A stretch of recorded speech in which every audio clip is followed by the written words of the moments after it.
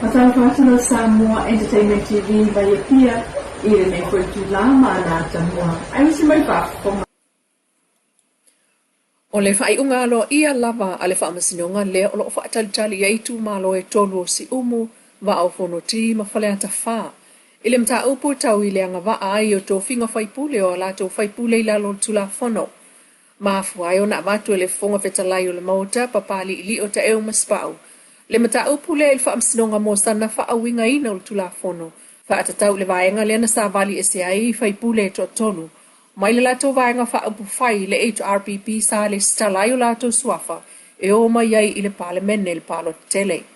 Ile amatanga al soala pulenga o le mata upule vai o sone e le o fa atanga ina o na awaya ti e ile vastenga o fa asalalau. Vanga na ilo ia fai pule mfa amsino ai olo ia le HRPP. Lena tu ia ile ava noe faisa la tō tala, pe a iai se vaenga o le mata upua fia ile HRPP, pe tai. E ui na whaasa o na awaitu stala male au whaasala lau so alau pulenga a mata loia. E ile taimi sa ulua i whaalau iloa, e ile sa vali e se fai pule nei mai HRPP. Sa auta sia i la tō, e avela la tō whaataua, ia la tō a ia tatau, mai ia tatau a la tō i tū malo e so tanga i whaamanianga maua, mo a inga mai le malo. Na te talo ai le fai pule o fale ata whae le vai asa nei. Ia ale vena i lona i tu malo e tu atu le awa noe wha awa wai le no fo inga o iei nei.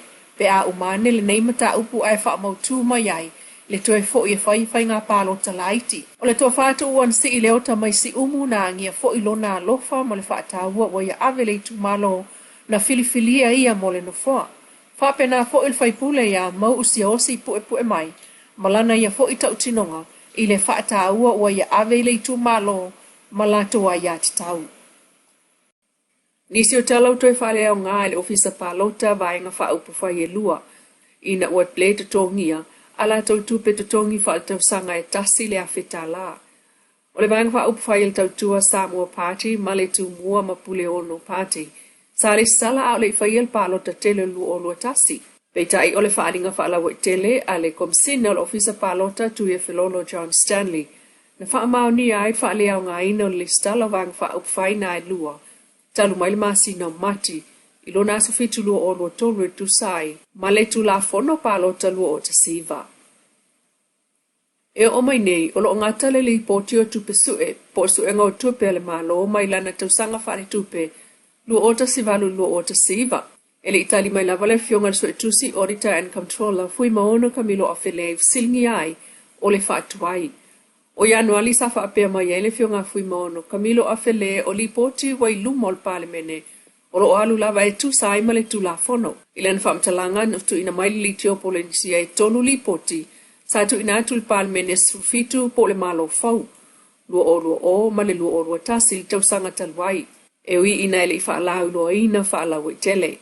Na tali maile so etu sisili, i fesili na avatu iai ono lea wo o le lua o lua tolu. Ai o li poti lea o lo oilunga, e maile whātau sanga talwai, na ia tā ua e sao. O le li poti mulmuli lava o lo oilunga o le website na ave il palmene suono, o le lua o tasiva, ma e sao foi. O le palmene iai lava lana whaasolonga, e le whainga na ngā ruenga ma e le o se aiale na, a le ofisa o so etu sisili. Ai o ta ua e mawhai o na ia silingia le whonga whitalai fau, po le Clark o le palmene sufitu, ma le loia sili fau. Pe tutusalo lato whaawinga ina e pe o le whonga whitalai ma le Clark, ai o le loia sili taluai o le tula fono. Tau i le whaalau loa ina o pe palmene au fiai, ma li poti le ofisa su etu sisili. Na ia ta ua fo il taiminei, o lo ngā luelo na ofisa i le sili poti mo le palmene o le lua o lua tasi. Ai ua amata fo ia lato ngā ruenga i li poti e lua, mo le palmene o le lua o lua. Wha moe o atu ia li poti e tolu ia il palmene, i le whai ungol masina o iuni lua o lua tolu. E pe una ia ta ua i lana e-maili, na tu ina mai le tio polensia al masino i anuali.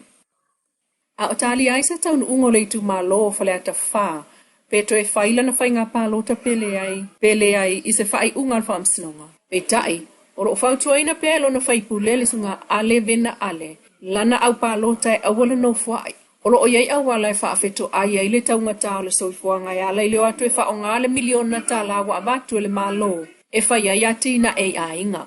Tātou tāla wa tau tātou soifuanga. Paule mele una yelo tu malo. Awa ke ngofo le la feka ko polo ke kia. Fai o mo kapisi, mo kwa ka ko suka la ka ngale lua ko pe ko kalo. I ko langa fa pena awa ngofo vai meio ka ko polo ke ki fai. Ma fai yo me ave fa ka me fa pena. Ia ma ki ga elo ainga me fai wa ma. Tu langa me fa pena. E fa ka ia ka soifuanga. Sunga ale vena ale o le tu malo fleta fa.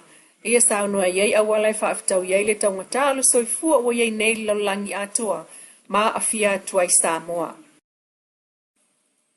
O whaaliam tanga rungo whato angam whainga whaiva Samoa tau whainga motu sa e Amerika Samoa e wha aititia le so solo le loi mumu lai titi i le territory. O le ala leo toi te tala i pe mita whaatanga mo le awina mai o na o ula ma teu fungala au mai Amerika Samoa ai o lo whaawau pia le tau fia le tu mau. O le awina mai leo la au toto mai se sai.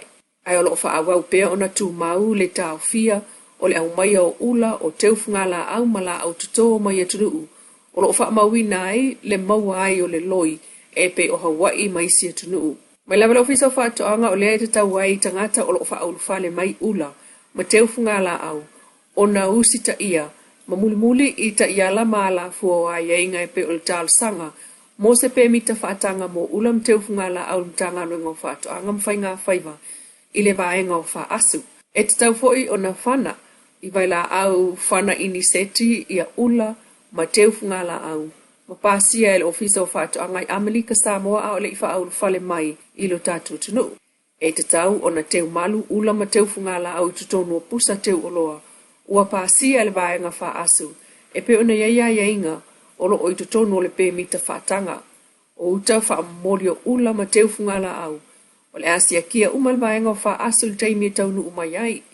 O le lea mulmulta ia vaenga e pe ona ta oilunga.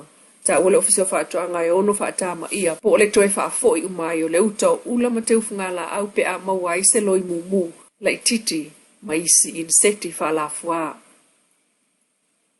Nisi o tala to a limas fuluiva tangata Samoa e au fiai mata maita e sutasi. O whai wina la to wa o onga le APTC mta upu whakatoa taulunga lue, malolo i namal saunga le mui ngalwenga tele. Work, Health and Safety in Construction. Ina e whaatupula i ai le anga waa ma to mai whaatinonga o ngalwenga. Male saunga le mu le tūtau i ngalwenga tele pe o le whawina o fale o awala maisi. I le solus fuluivo iuni na wha mai ai le o ngal vaenga lea. Male o whai ngalwenga al malo i vaenga o elitise swa vaima saunga le mu. O le whaapaanga le APTC mal malo Samoa. Whaalapop tonga e au fiai le ofisa o leo, whalpui pui, mau au nanga tuifuata ina, o le EPC, pulenga o swa vai, pulenga o nanga whaalabla whaafose e mal pulenga o whewa inga. I le lau ele, o le aunga i le lei ato toa ngalwenga whaatina mo le atunuu.